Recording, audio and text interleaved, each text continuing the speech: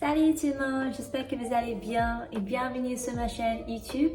Aujourd'hui, c'est une vidéo un petit peu différente et spéciale parce que je vais parler entièrement en français. Donc, il y a 3 mois, j'ai récemment obtenu mon résultat de DELF B2 et j'ai réussi avec une note de 81,5. Donc, c'est-à-dire que j'ai officiellement le niveau B2 pour la langue française. Donc aujourd'hui, je voudrais partager mon expérience personnelle, comment se déroulent les informations générales et aussi comment se préparer bien pour les différentes parties de l'examen. Si vous êtes nouveau ici, je m'appelle Olivia, je suis singapourienne mais j'habite en Suisse depuis 2019 et sur ma chaîne YouTube, je partage sur ma vie et aussi mes voyages en Suisse. Tout d'abord, qu'est-ce que le DELF? En fait, le DELF, c'est le diplôme d'études en langue française et il est décerné par le ministère de l'Éducation nationale français. En plus, c'est un diplôme reconnu dans le monde entier et valide à vie. Et c'est pour cette raison, c'est en fait un diplôme de langue qui est bien considéré et très prestigieux. Un petit peu sur mon parcours. En fait, j'ai déjà passé mon niveau B1 en 2020 et je voulais passer mon niveau B2 immédiatement après 2021, mais malheureusement, à cause du Covid, j'ai décidé de le reporter jusqu'à septembre 2022. Donc, en total, je pense que j'ai passé 1 an pour préparer pour cet examen. Pourquoi j'ai décidé de prendre l'examen B2? En fait, je pense que c'est un défi personnel pour moi parce que tout d'abord, ça me permet de prouver que j'ai un certain niveau de français et aussi c'est une façon de me motiver et structurer mes efforts d'apprentissage et de progresser un petit peu plus rapidement. Parce que toujours, je pense qu'il y a toujours l'excuse de dire que je le vais faire plus tard. Mais après la décision de prendre l'examen, il y a un fin, il y a un défi. Et je pense que j'étais plus déterminée de finir ce défi. À cet égard, la planification est cruciale parce que le DELF B2 n'a lieu que 4 fois par an et donc il faut que vous trouviez les dates en avance pour l'inscription. Vous pouvez décider de prendre l'examen dans le pays où vous habitez ou vous pouvez aussi décider de prendre l'examen à un autre pays où le prix est peut-être un peu plus bas. Pour moi, j'ai décidé de le faire à Genève parce que c'est plus pratiqué pour moi et aussi parce que j'ai eu beaucoup de chance parce que l'entreprise à l'époque a décidé de prendre en charge les frais d'inscription pour moi. Merci beaucoup. Donc, je me souviens que les frais d'inscription en Suisse, c'est 285. Mais si vous décidez de prendre l'examen en autre pays comme en France, je pense que les prix est plus bas, c'est 140 €. Concernant la structure des examens, il y a la compréhension orale et la production écrite qui ont lieu la même jour. Il y a aussi la production orale qui a lieu une semaine avant ou après. Donc, il est probable que vous devez vous rendre au centre d'examen pour 2 semaines consécutivement.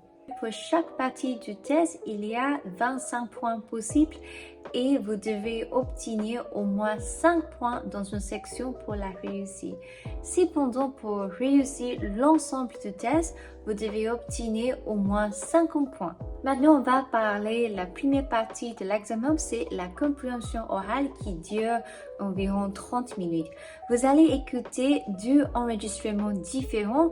La première, c'est toujours un peu plus long, environ 5 à 8 minutes. Ça, c'est peut-être en émission de la radio, en documentaire, en un reportage. Et il y a le choix multiple et aussi la question ouverte. C'est important.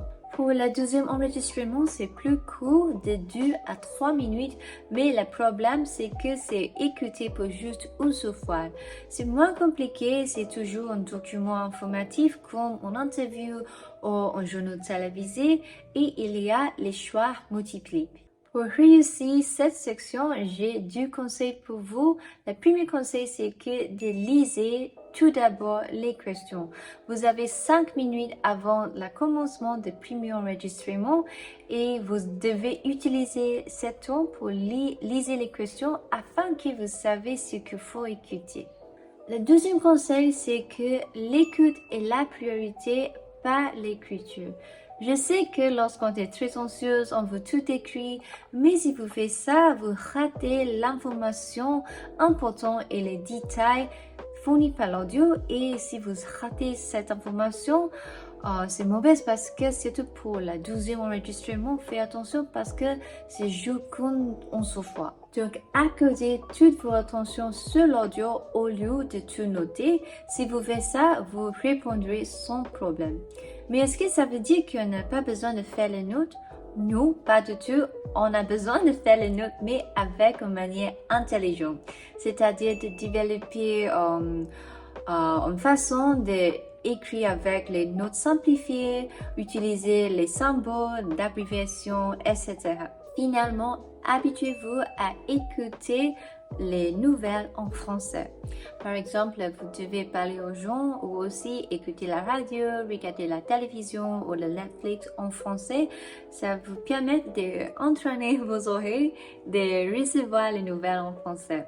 Regardez jusqu'à la fin de cette vidéo parce que je vais vous partager toutes les ressources que j'utilise pour étudier gratuitement. Maintenant, on va parler de la deuxième partie de la DELF B2, la compréhension écrite. Vous recevrez deux documents de la même longueur. Il s'agit peut-être d'un document informatif ou opinion. Et il y a les questions ouvertes et aussi les questions à choix multiples pour les répondre. Je ne sais pas pourquoi, mais malheureusement, ça c'est la section qui j'ai obtenu les résultats les plus faibles. Je pense que les parts difficiles de cette section, c'est que les questions, la choix multiple est un peu plus délicat et il faut que vous compreniez bien les détails implicites. Pour réussir cette section, concentrez-vous sur l'enrichissement de votre vocabulaire, surtout pour les sujets courants, pour le DELF B2 par exemple, l'écologie, l'information, l'éducation, etc. Pour moi, je me souviens que les deux sujets que j'ai reçus pour les deux textes de compréhension écrite, c'est concernant l'écologie, la pollution plastique et aussi la congé paternité. Maintenant, on va parler de la troisième partie de la DELF B2, de la production écrite, la section que tout le monde déteste. Toujours, vous avez une lettre que vous devrez écrire au directeur général ou au maire, par exemple. L'objectif, c'est que de présenter vos arguments et vos opinions dans une manière formelle.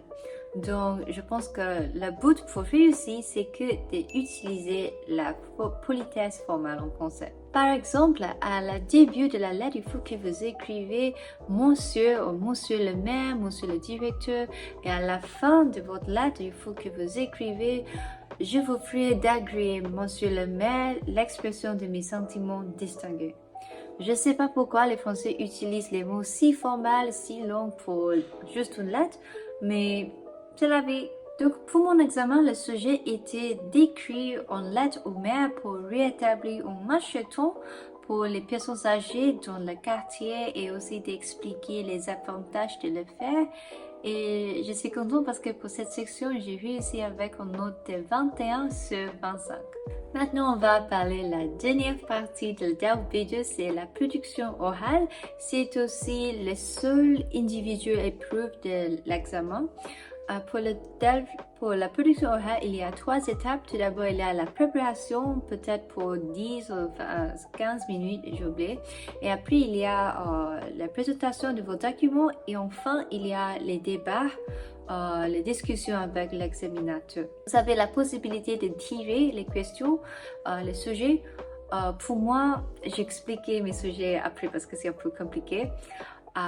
Mais oui, ça c'est la section que je déteste le plus parce que c'est vraiment difficile pour moi d'exprimer mes opinions et j'ai consacré tous mes efforts et mes temps à cette section.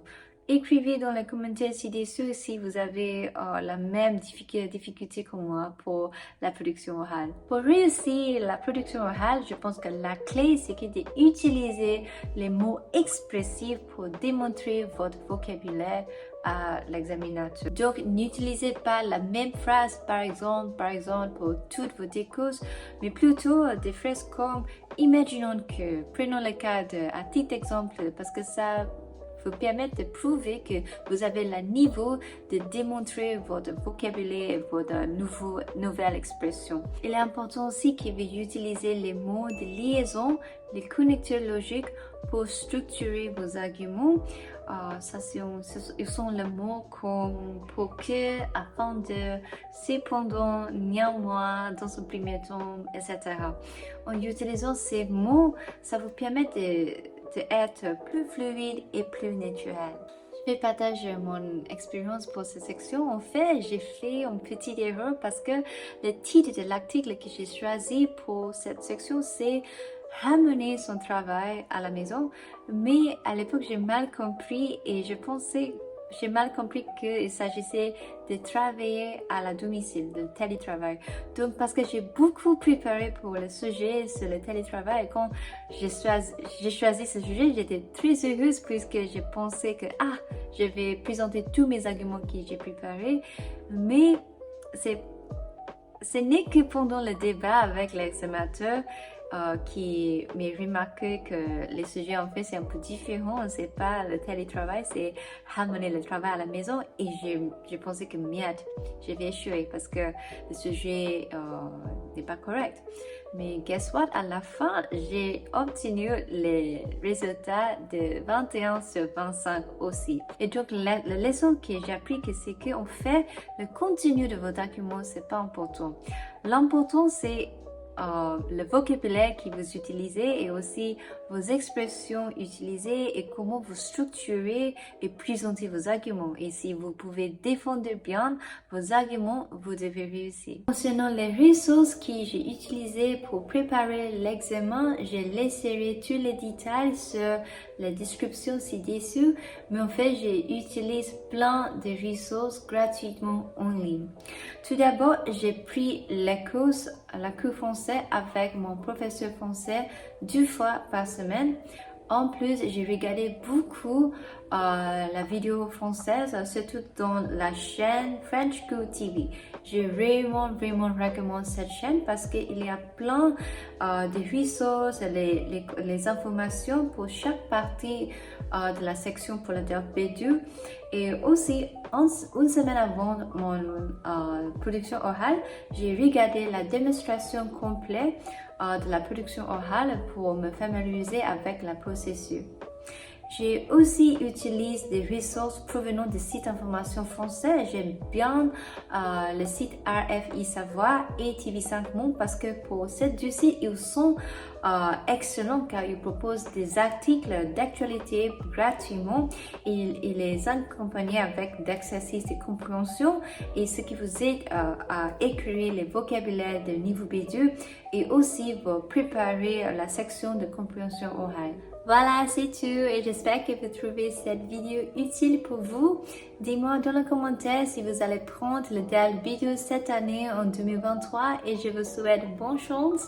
Merci et je vous dis à très bientôt pour une nouvelle vidéo. Bye!